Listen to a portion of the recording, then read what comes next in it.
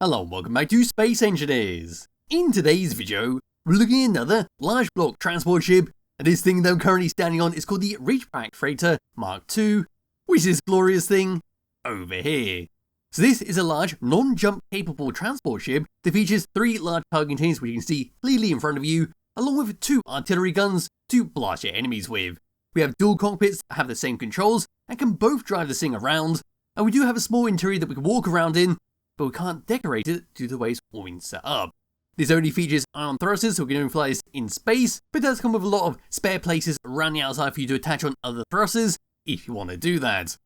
So press the F10 and find the spawn menu. The Ridgeback Freighter is 364 large blocks, using a couple of the DLC packs. We have no information whatsoever right here, so I'm going to give it a thumbs up. We'll move around towards the very front, have a look around the outside, small tour of the interior, see what the controls it has. I suppose we'll just fly around for a bit, maybe slam it into an asteroid. So at the very front here for the Ridgeback Freighter, which is a very hard sentence to say constantly, but what we've got is a connector to dock this up and to load and unload all of your cargo containers with all the goods you need to take it over to a trade station or back to your base. Right above that, we can see a bunch of catwalks go all the way around the outside of our containers, then across to our interiors and below our cockpits, so we've got a good way to get all the way around the ship and repair it up if it ever took damage. If we move around onto the side, we see some great use for our beam block, just covering up that small connector, and of course the conveyors linked all together. And across to here, where I'm standing, we've got some more catwalks to go across some stairs, then move down slightly, then come past all of our lovely large yellow containers. Moving all the way across, we see some more of our beam blocks going all the way along the top there. We can then see some curved conveyors linking our containers together just in the middle there. And all the way across to here, here's one of 2 artillery turrets, where down to here is the other one. In fact, that's an assault cannon turret, so do excuse that. There's our doorway to get in and out. There's one of 2 cockpits where we just about make out the secondary cockpit in the background there. Around over to this section, there's our ion thrusters, there's some more beam blocks, there's some fantastic use for our layer blocks saying the RB2. Then we can see our antenna just sticking out right below the ship. Move around towards the very back of this thing, here we go. So we see we've got a large ion thruster with 2 small ones to boost us around, and they'll give us some respectable speed. But it might change when this is all full up, which I will test out towards the end of the video. Moving all the way up and looking down this thing, a big flat surface for you to decorate if you wanted to, or maybe attach on some interior turrets if you want to have a bit more defense that's a little bit cheaper to build ammunition for.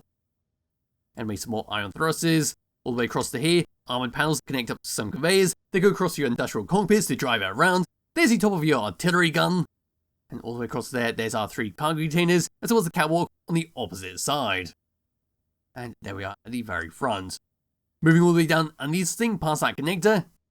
So there's the bottom of our containers. There's a lovely beam block just going all the way along the middle. Then going towards the back of the ship, there's your assault cannon turret. There's your antenna. And then 2 more ion thrusters to move you up. And there we go. That's a brief look around the outside for the Ridgeback Freighter. That looks bloody fantastic with how it's all been set up. The cargo containers are a little bit exposed, so you could do to have some armor around it, or maybe some more turrets to make sure you can fend off any kind of pesky drones that come towards you. But other than that, it'll serve its purpose, although you may want to have a jump drive on this for long distance trading. But anyway, grabbing on my character, we're going to come around towards the very front here, then work our way towards the back, then eventually on the inside. So come past this section, past our beam blocks along the top, here's the back of our large cargo container, then all the way down to here, past all of this, we now have a good look inside here, repair up if it ever took damage, have a good look at what's going on in the distance, then eventually we're going to come across to this section. We can see our cockpit. We can jump to get into it if we wanted to, same for the one on the opposite side, or we can go through the doorway right here and work our way up some steps and eventually come to the back of the cockpit, get in that way. So into here, opening it up, closing it behind me, and this is what we're first greeted with. So on the right hand side you can see a reactor to give it a bit of power, and then there's the back of our large ion thruster to boost us around.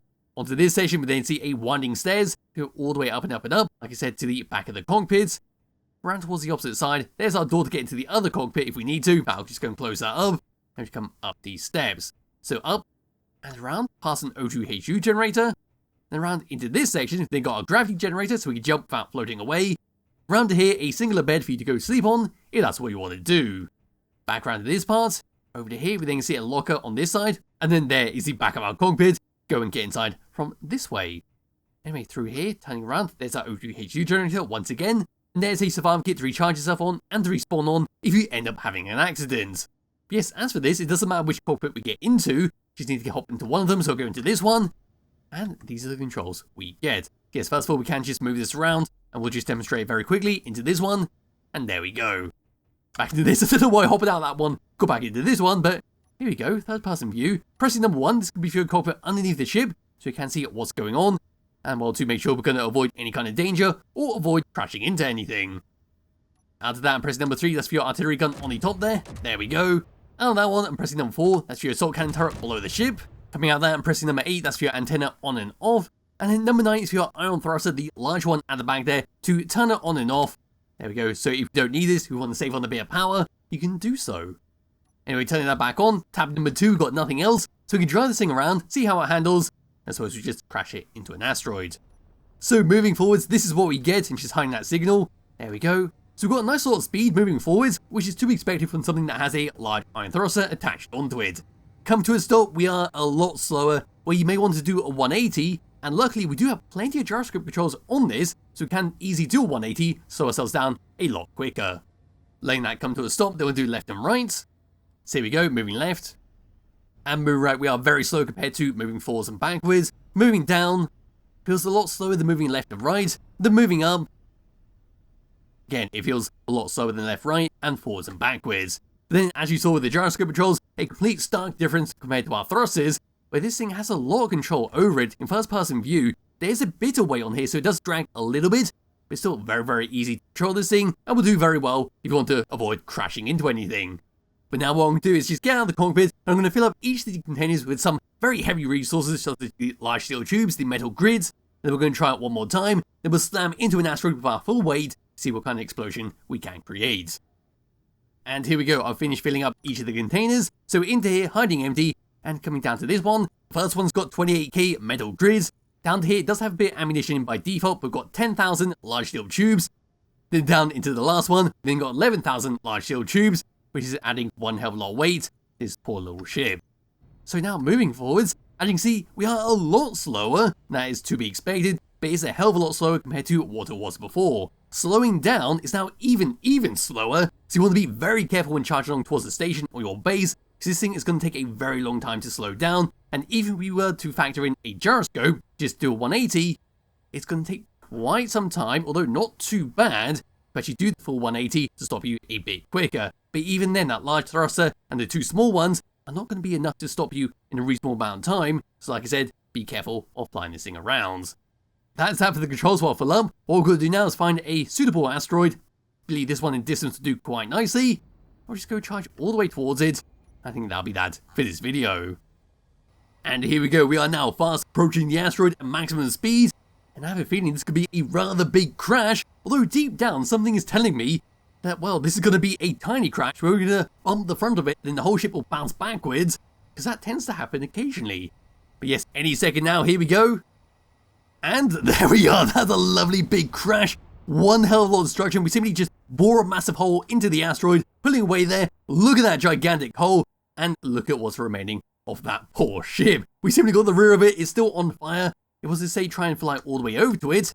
Here we go in third person view, just coming around it. There we are, we've got both our cockpits, they look heavily damaged. Coming into the, well, where one of the doors should be, that is damaged so it can no longer open. But it looks like we've got a small gap inside here. We can walk past our small reactor, still sort of salvageable. And up these steps, all the way around, our gravity generator has gone, so we're getting all wibbly wobbly. And up to here, and around, there's our gravity generator. Round to there, our bed has survived, but we can't get into it because it's too damaged. But anyway, that's that for this video. It's very self-explanatory what it does, and should prove very useful, especially if you attach a jump drive onto this. You want to have it a large ship that can carry a lot of stuff from one place to another.